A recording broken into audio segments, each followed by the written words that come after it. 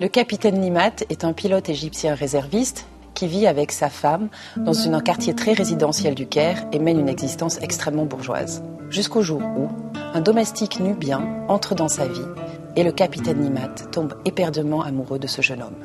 Le roman est construit en 3 parties, 3 moments phares de l'existence et de l'amour que ce capitaine Nimat ressent pour ce beau nubien. Évidemment, cet amour se termine mal, il est d'une fulgurance incroyable, mais il amène aussi le vieux capitaine à la déchéance.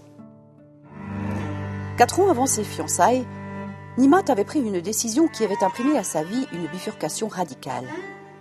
Cette décision malencontreuse constituait déjà, mais il ne pouvait le savoir alors, sa première trahison. Mais aujourd'hui, il avait la conviction qu'en plaçant le devoir patriotique au-dessus de sa passion, la littérature, il avait trahi la part la plus authentique, la plus pure, la plus forte et la plus mystérieuse de lui-même. Sans qu'il se les rappelât textuellement, les propos de Kafka sur la littérature avaient fortement frappé l'esprit, le capitaine Nimat s'en souvient encore, de l'étudiant à la faculté des lettres qu'il avait été au début de son cursus universitaire.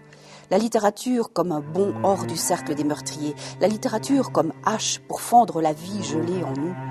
Voilà en substance la grandiose et salvatrice mission qu'assignait à la littérature l'ascète de Prague. Ce roman posthume vient de recevoir le prix littéraire de la Mamounia. Et c'est grâce à ce prix que Mohamed Lefta, un écrivain totalement inconnu dans son pays, probablement interdit parce qu'au Maroc on n'écrit pas ce genre de choses, va pouvoir revenir à la surface.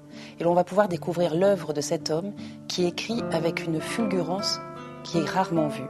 Et il a écrit une histoire d'amour sulfureuse, mais qui restera dans les plus belles pages des histoires d'amour de la littérature.